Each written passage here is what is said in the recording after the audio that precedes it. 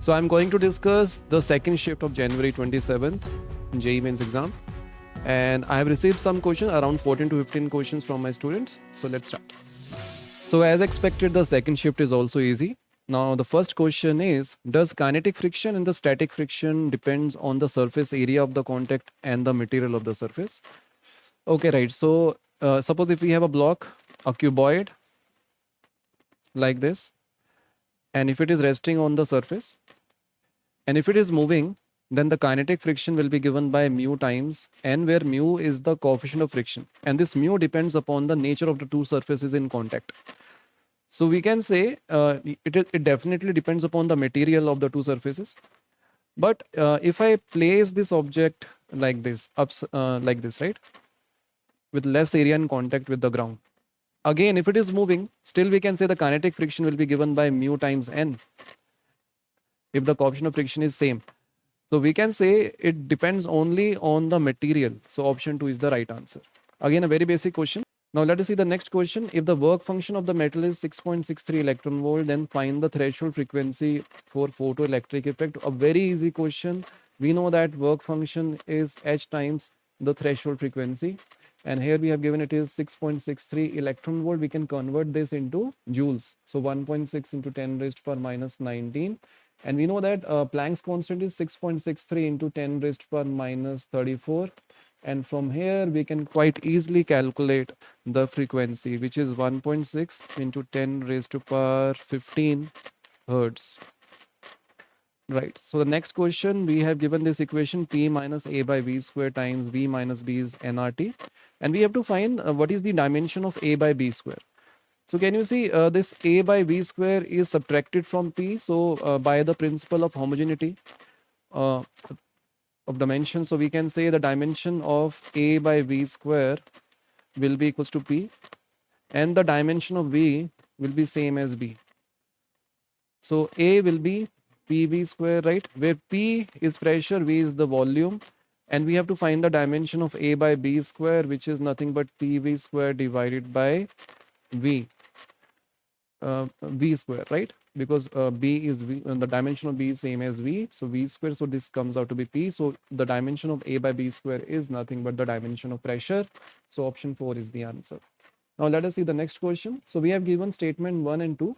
In statement 1, positive zero error is added in the measured value. So if you studied instruments, in instruments the reading for say vernier caliper or screw gauge will be given as the main scale reading plus n times the least count minus zero error. So we subtract zero error. So statement 1 is wrong, is false. Defect may occur due to manufacturing of the measuring instrument. That is correct. So there can be defects. So due to that, we have to adjust those defects by adding up the zero errors or subtracting the zero errors. So again, very basic question. This is false and this is true. Find total kinetic energy of 1 mole of oxygen gas at 27 degrees Celsius. Take R as 25 by 3. Again, a formula based question. Kinetic energy of a gas will be given by F by 2 nRT, right?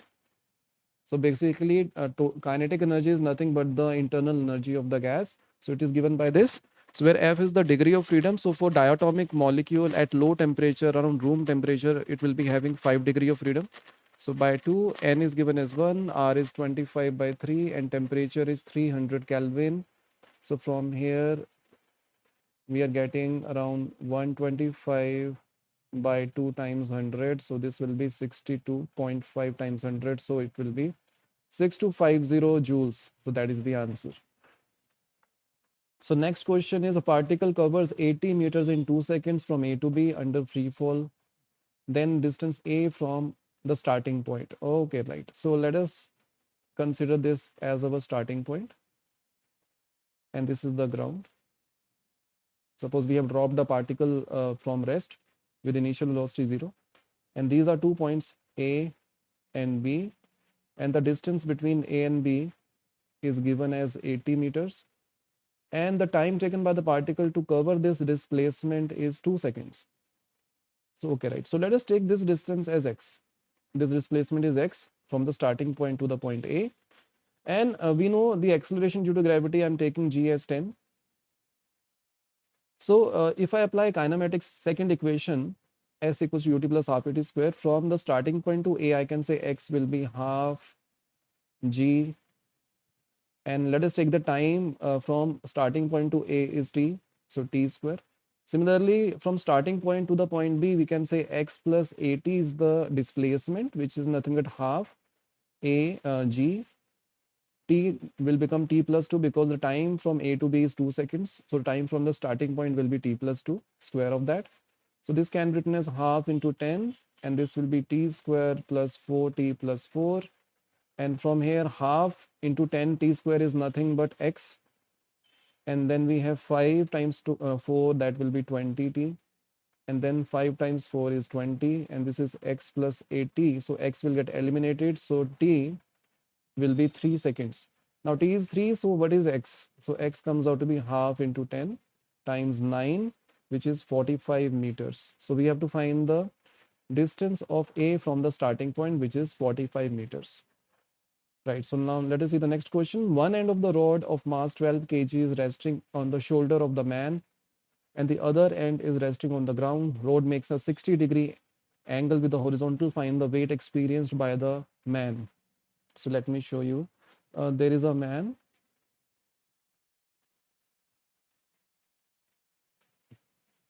and there is a rod which is resting on the shoulder.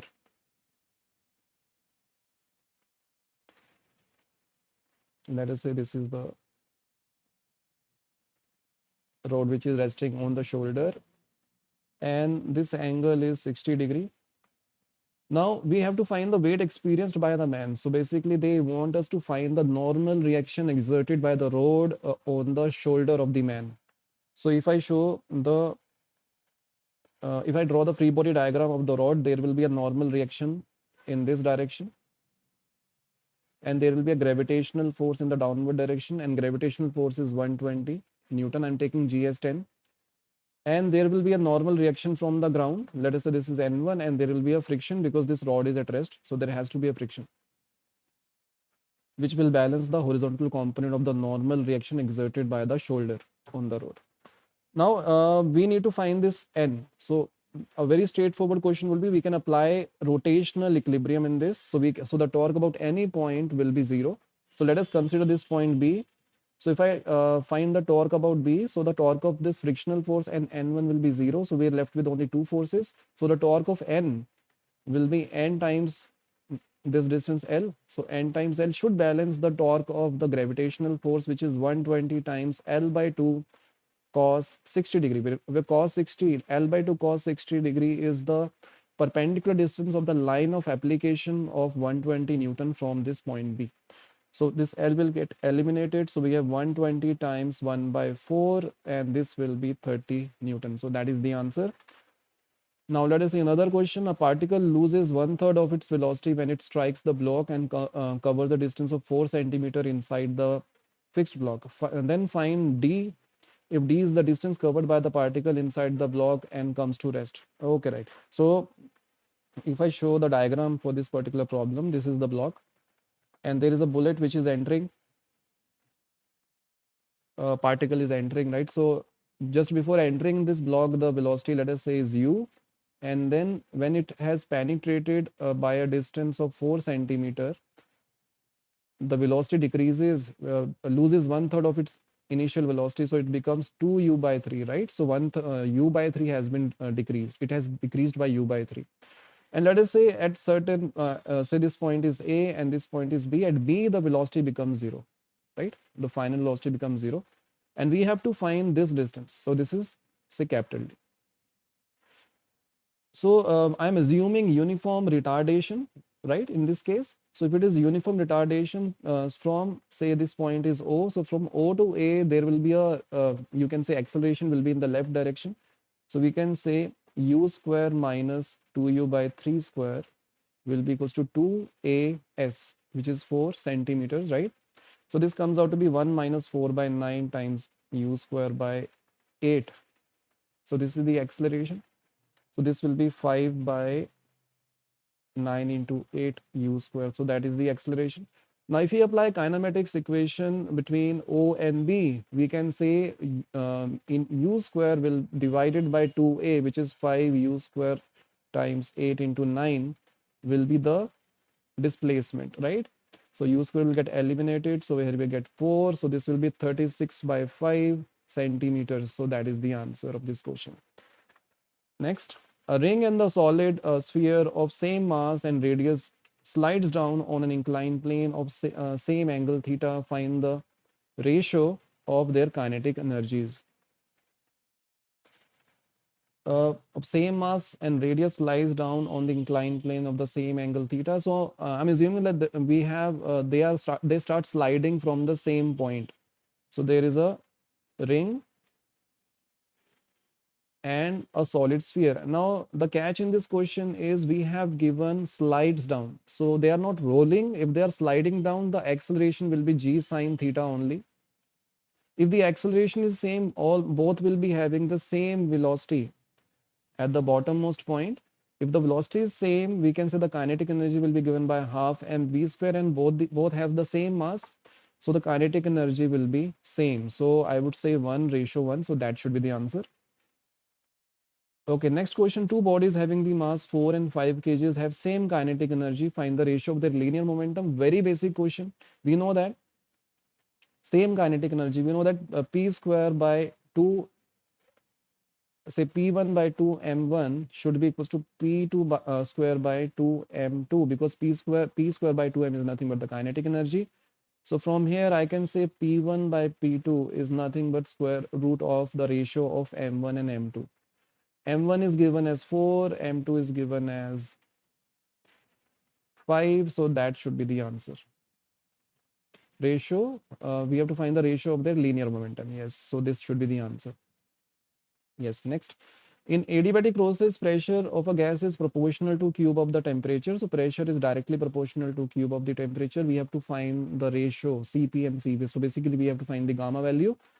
Now it is a polytropic process, and we know that in polytropic, so what we can do, sorry, it's a adiabatic process.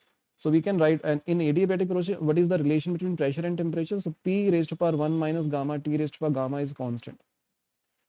Or we can say P T raised to power gamma upon 1 minus gamma is constant. So what I'm going to do, I will reduce this proportionality into this. So I can say P T raised to power minus 3 will be constant. So from this I can say this. So if I compare, this minus 3 will be gamma upon 1 minus gamma. So minus 3 will be gamma upon 1 minus gamma, which is minus 3 plus 3 gamma equals to gamma, and we can say 2 gamma will be 3. Gamma will be 3 by 2. So that should be the answer of this question. Very basic question. A ball suspended by a thread swings in a vertical plane so that its acceleration in the extreme position and the lowest position are equal. So we have given there is a ball and its acceleration in the extreme position and the lowest position is same. Now at the extreme position, velocity is 0, so it will be having only g sine theta if this angle is theta, and the tension will get balanced by the weight component in this direction, which is mg cos theta, and there will be a mg sine theta in this direction. So acceleration at extreme will be g sine theta.